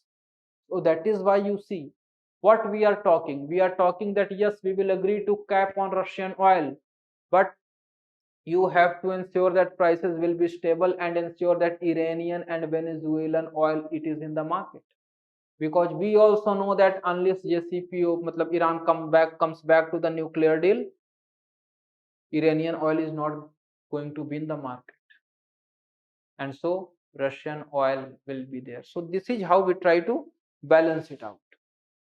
Various options available and a suitable policy option. So you will discuss about various options that have already been discussed in case of policy dilemmas.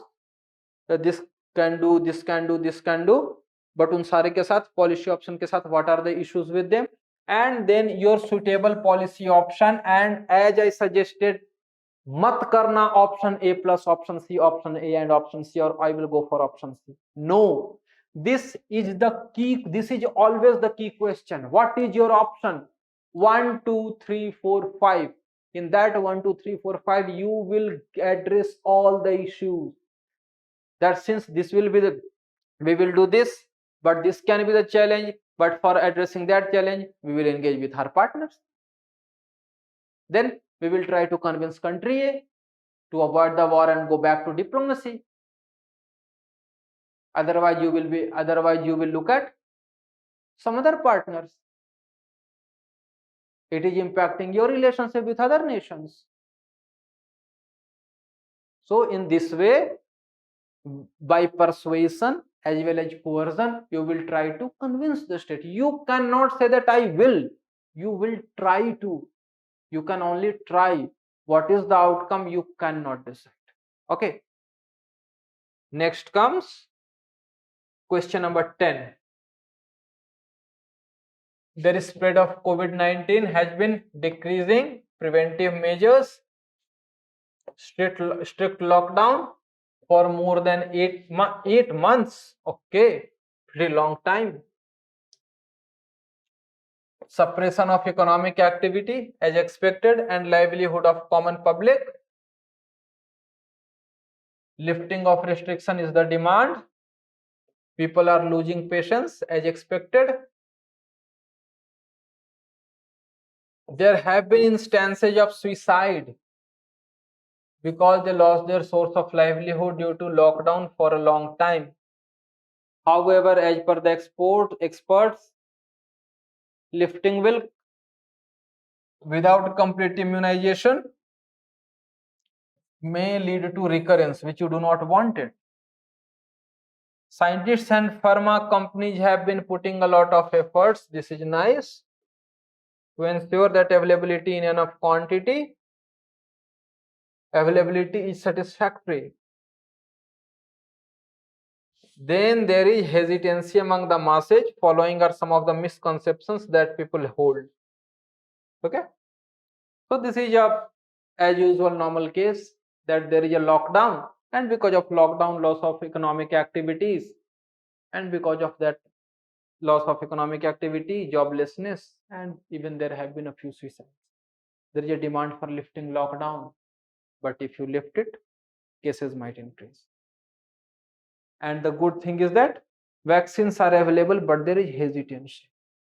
Okay, so facts of the case, all these factors you can write it down. What I said, following are some of the misconceptions people hold, resulting in causes, cases are decelerate. Okay, what is the question? Mention different issues needing your intervention. What would be your response to each of the issue with special focus on IEC? You see, all of these need your intervention. It is not that anything is there that does not need your intervention. The first is, it will automatically go away. The point is that you will mention about there have been cases of recurrence, and if we leave at automatically going away, lockdown might have to increase. That will further lead to deterioration of economic activities. Then none of the vaccine has 100% efficiency. So here it is not just you, bring in medical experts and explain them that how different medicines, even the most common one, be it for fever or some indigestion, how none of the medicines are 100% efficient, but whatever percentage they are efficient, they are sufficient, and that should be done by a doctor and with relevant information. And if there are some reputed people from the society who are doctors or who have been doctors, they can also be brought in, because in case of society, people tend to trust those people more who have been around them rather than dropping someone from outside. So for convincing, bring in those people, okay, who are part of the society. Some are retired doctors, some are serving doctors, some reputed doctors. Third is, vaccines are made in hurry, so it is risky. Again, with the same doctors, यहाँ किसी और को लाने की जरूरत नहीं है, because doctors are the authority, scientists are the authority, who would explain that these are not, and you would explain that since the vaccines have been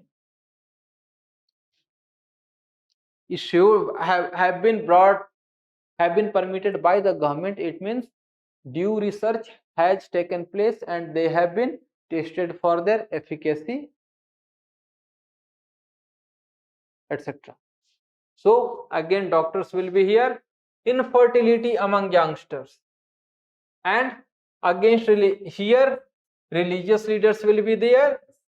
Here what you can do, you, some other sports person who are there, since you are district magistrate, you would also be young, so on camera along with other reputed people, you can take vaccine, and you can also invite other people, anyone who is having doubt, to take vaccine along with you, so that all are given the same lot. And while such an event is taking place, ensure that people are following social distancing, so it does not become a super spreader event. And also getting infected by COVID. Yet again, here again, the role of doctors who would explain that, and all these explanations have to be in your answer, that there will be reinfections, but the point is that they get cured swiftly. Simply an explanation is that even after taking medicine for fever, you might get fever yet again. So it is not a guarantee, but yes, it strengthens the immunity, and that helps in quick prevention, and that prevents loss of life due to COVID. Mention different issues and response to. So what are the different issues? Different issues would be, the first is distrust among people. Second one is spread of fake news. So distrust you will be handling through all these factors. It would be that you would persuade the people, and persuasion you must have read in the ethics, that one is source credibility and source likability. Source credibility means what? Regarding medical, if a doctor is saying something, since he is aware about the field, you would believe them. Source likability means if someone I like celebrities endorsing all these things, since I like the celebrity, I would go for accepting what he is saying. So here source credibility with doctors and source likability with reputed people from the society and other areas of the country. Fake news, taking strict action against any spread and making people aware that if anyone forwards fake news, strict action can be taken against them as well. So distrust is there, fake news is there, then lack of awareness is also there. So that is why special focus on this IEC, information, education and communication. So here source credibility, bringing in doctors, then source credibility against religious belief, bringing in religious leaders, source likability, bringing in famous and reputed people from the society, and communication means in simplest format through animation and other things, publishing it on the billboard, in newspapers, on social media as well as digital media, on TVs. Okay, so this is how you would handle it. ठीक है.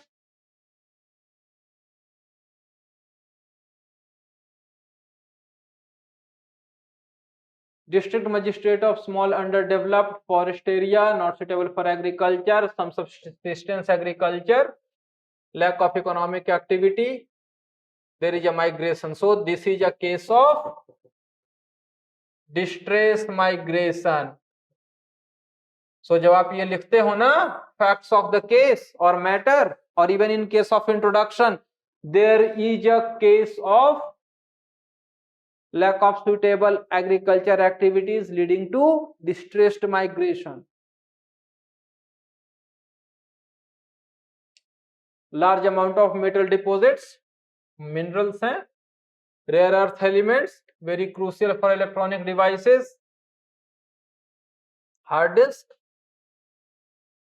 strategic importance globally, government has decided to mine it, wholly falls under your district, 10% of forest area has to be removed and some of the tribals and locals have to be relocated.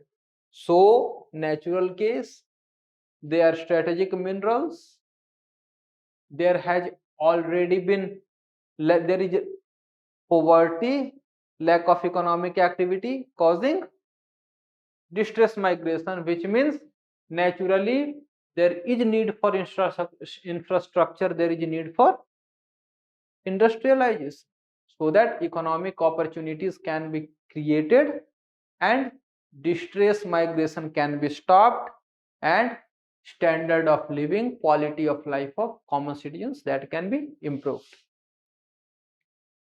Private enterprise, knowledge and technology, rare earth, company allowed it to do the task, 20 years after which company agrees to make the area. It means after 20 years वो जैसा आज है वैसा वो बना देंगे. उसने ये भी कहा है कि स्कूल्स हॉस्पिटल भी बनाएंगे, good good good good, local youth को जॉब के लिए भी ट्रेन करेंगे. Youth are positive about the project. A lot of employment in own district. You also personally believe that it will improve overall infrastructure. Environmental experts warn against that project, that it will amount to total destruction of large part, which they believe cannot be grown artificially. It is a fact that natural flora cannot be created in just 20 years, and that is a fact. It does take perhaps 100 or even 150 or 200 years to get the natural flora. So age-old case of development or economy versus environment. Also protest against the decision by locals, mostly tribals. Record on such projects has not been satisfactory, so element of distrust. Why? Because other projects related to rehabilitation have not performed well. Here you can Counter example can be given the case of rehabilitation of the displacement because of dam of Narmada River. It has been one of the successes. And recently there was an article that if who was that? Medha Patkar will apologize for what all those falsehoods, litany of falsehoods that she spoke, and today people are happy, they are more prosperous than people who did not relocate from the areas around the dam, Sardar Sarovar Dam. Their fear, including losing of land, forest, and their culture, traditional economic activity like gathering for high possibility that Naxals might take advantage. So, apart from economy, apart from society, increasing inequality, loss of culture, there is also security threat here. Okay. So what do you think must be your priorities? And whom will you try to convince against and how? Priorities and convince and how.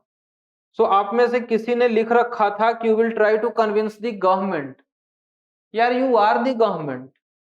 So will you try to convince yourself? And government is itself an amorphous entity. You can convince tribals, you can talk about convincing your seniors, you can even talk about convincing the minister. What is convincing the government? Government is an amorphous entity. You have to be very clear in your approach. Avoid such generic statements. So, priorities.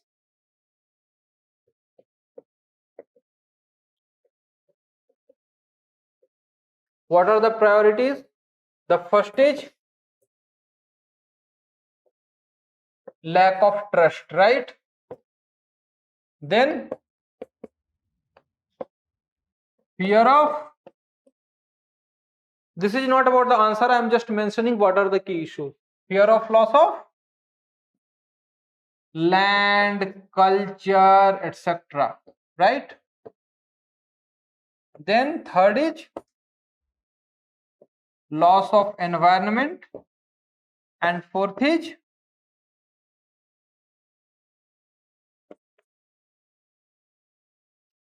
Naxals taking benefit.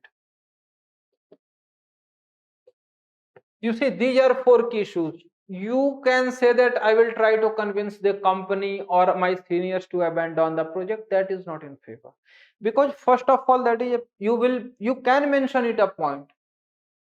Convincing is not suggested. Convincing my seniors to drop the project, or concerned secretary or the company to drop the project, that is not advisable. Why? Because these are strategic minerals and they are key to economic development, and not just India's economic development, but even in that region we are looking that there are not too many employment opportunities, there is displaced migration. So for tackling of all that, the project is a necessity. Loss of environment, for them what should be done? Environmental impact assessment. For this, social impact assessment. Okay, and here you will ask that the environmentalists who are against the project, they would also be roped in to have a more objective assessment. If the assessment suggests some drastic loss that cannot be compensated, or some very serious social loss that cannot be compensated, then you can think about abandoning the project.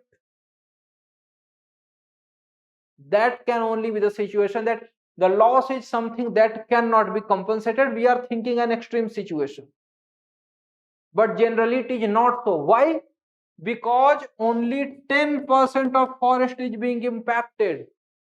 And regarding social impact assessment, youth, they are in favor, and they know that, and anyway there are not too many employment opportunities. So naturally you can reject all these extreme situations, that because of all these factors. Then comes lack of trust. This is very important.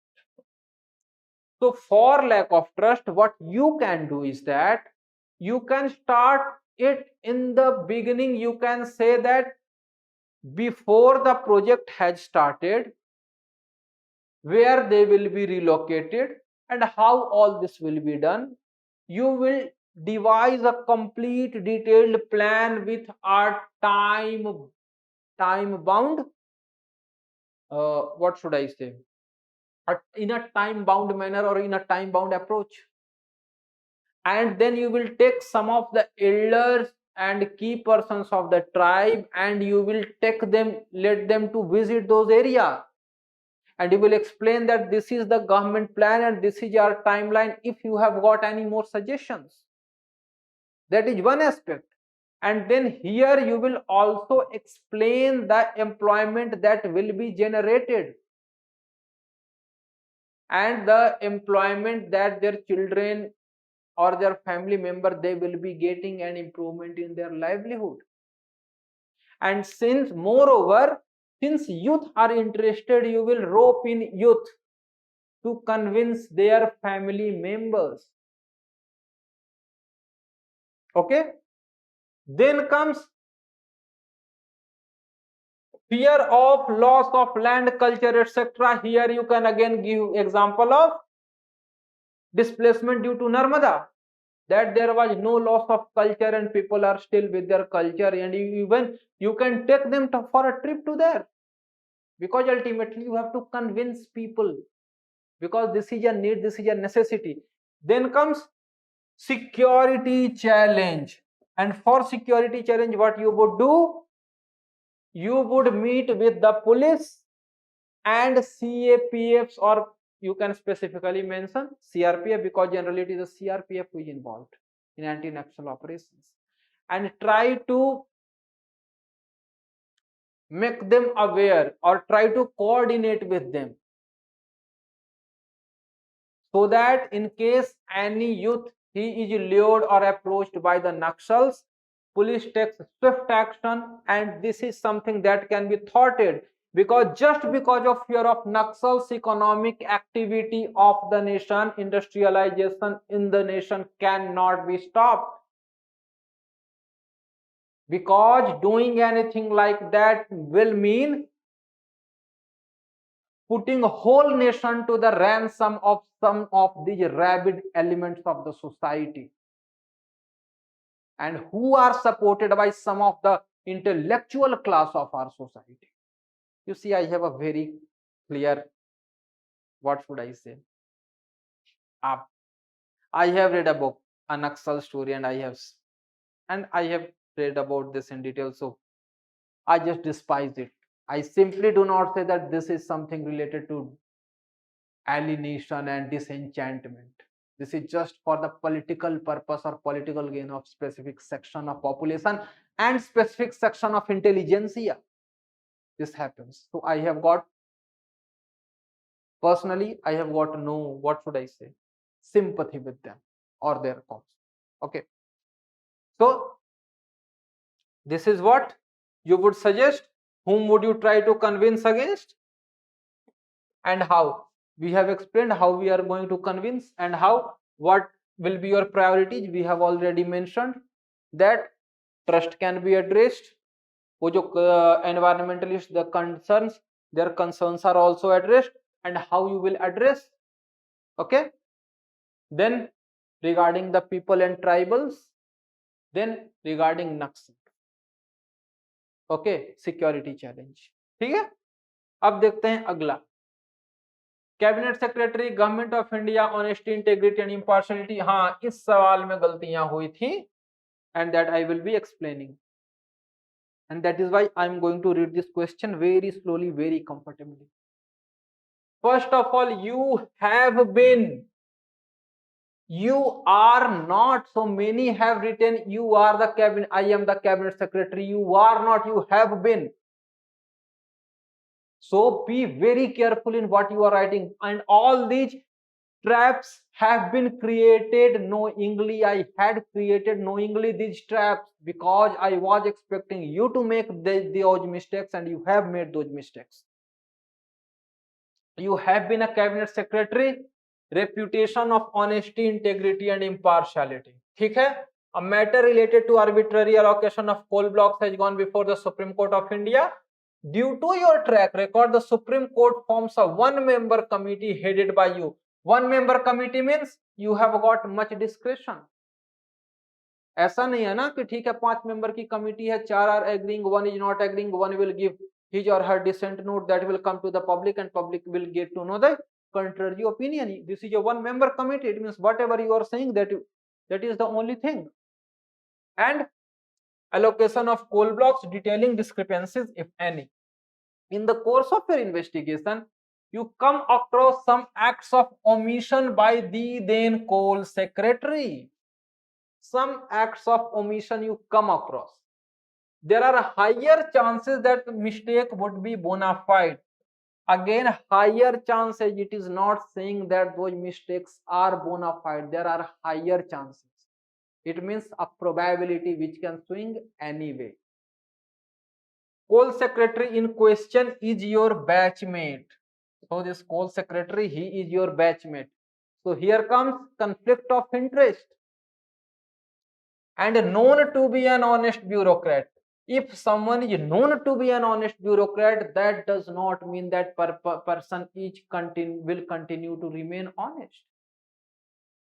You never know what are the conditions that can come to one's life. There have been many cases that very honest people, they have been caught with dishonest acts, dishonorable acts.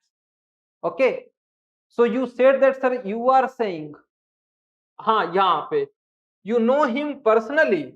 So yet again a conflict, because personal versus professional here, and can vouch for his honesty and integrity. A question had been said, sir, you are saying that you are vouching for honesty and integrity, so can't be right that he is honest. I can vouch for it, that does not mean he is. This is my personal assessment. But professionally, his conduct is under question.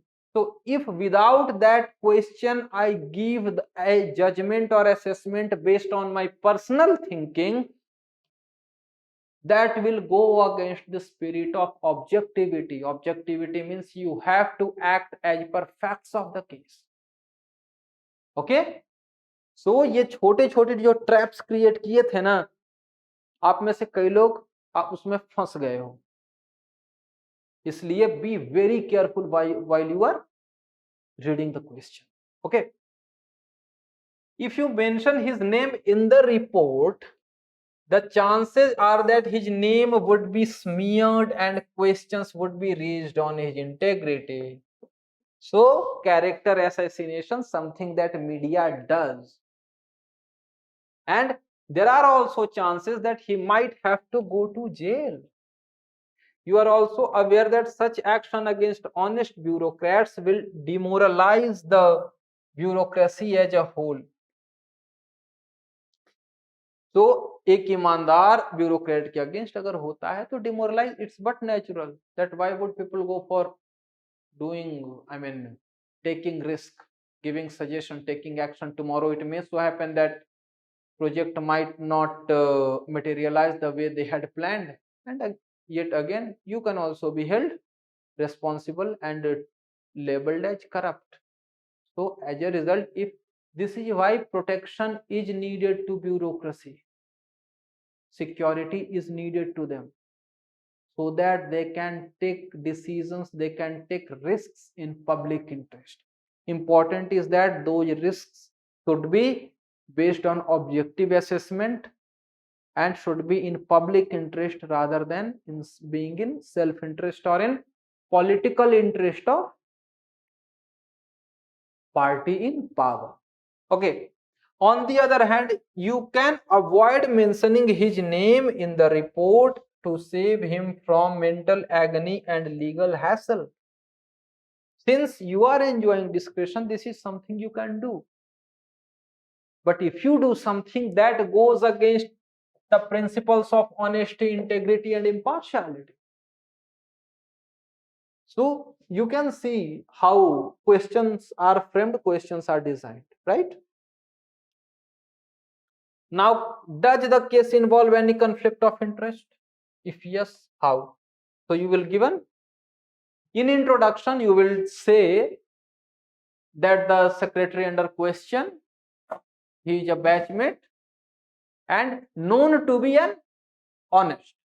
You are saying that he is not an honest, but he is known to be an honest, and any strict action can smear his name and can demoralize the bureaucracy. Okay, there are two set of conflict of interest. The first is on a personal level and second is on a professional level. At the personal level, since he is a batchmate and since you know him personally and someone has said that he is a friend, it is not mentioned that he is a friend. So please do not create situation on your own. You know him personally, he is a batchmate, he is not a friend. Okay, so you know him personally versus professional. Integrity, the responsibility that you have been given. And the second is, since you have also been a bureaucrat, you would not want the bureaucracy to be demoralized, and you would not want that someone names should be smeared. So that is yet another conflict of interest. Even in case of personally, your past association versus your present responsibility. Okay, then your personal knowledge or your personal awareness or your personal relation versus your professional responsibility. These would be two conflict of interest. Okay, next comes, what would be your course of action in the given situation? It is not asking 1 2 3 4 different scenarios. Course of action. Course of action में सबसे पहले क्या करना है? You will give an honest report mentioning all the details of the findings without being concerned about the outcome, because that is what you are supposed to do and that is what any person with honesty and integrity would do. He would not let his professional responsibilities be muddied by his personal inclinations or personal understanding. That is what you are going to do and you will explain it here. I cannot let it because that goes against my own values. Okay, next comes, suggest ways to prevent the scenario of honest bureaucrats getting punished. So you must now here bring in the knowledge from governance portion. You must have heard about Prevention of Corruption Act and the recent amendment. Okay, that is one thing you can mention about it.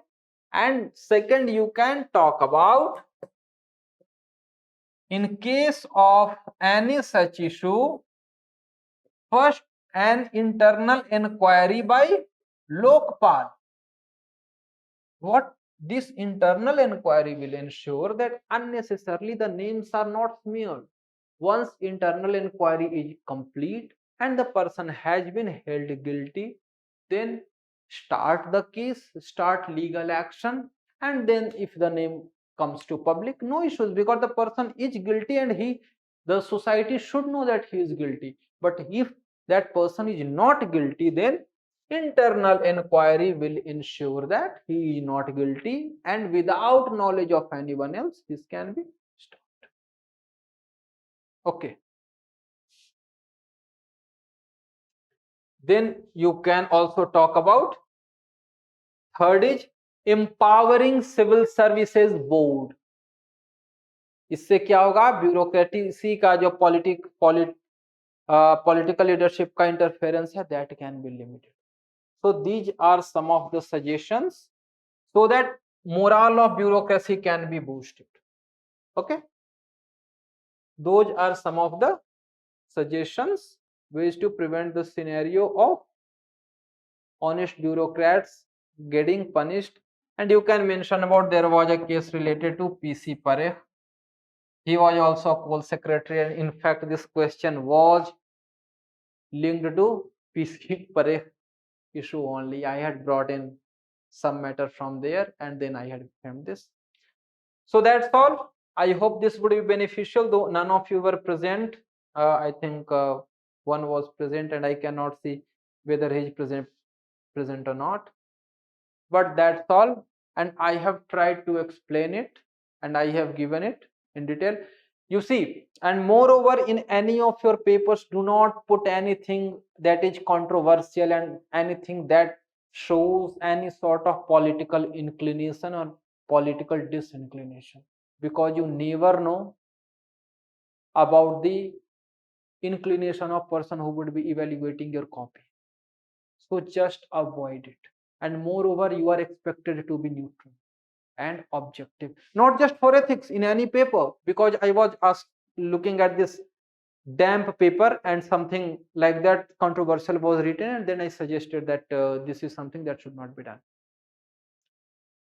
So that, and points 1 2 3 4 5, ensure small paragraphs, small points, underline key terms, small introduction, small conclusion, and try to address the demands of the question.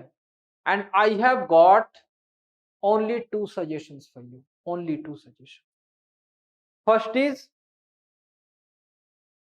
try to address all the demands of the question, and the second is, try to complete all the answers. These are the two suggestions from my side. All the best. Just perform as per your potential, and that performance should be the best of all the performances that you have given across all the mock tests and all. So all the best. Thank you very much.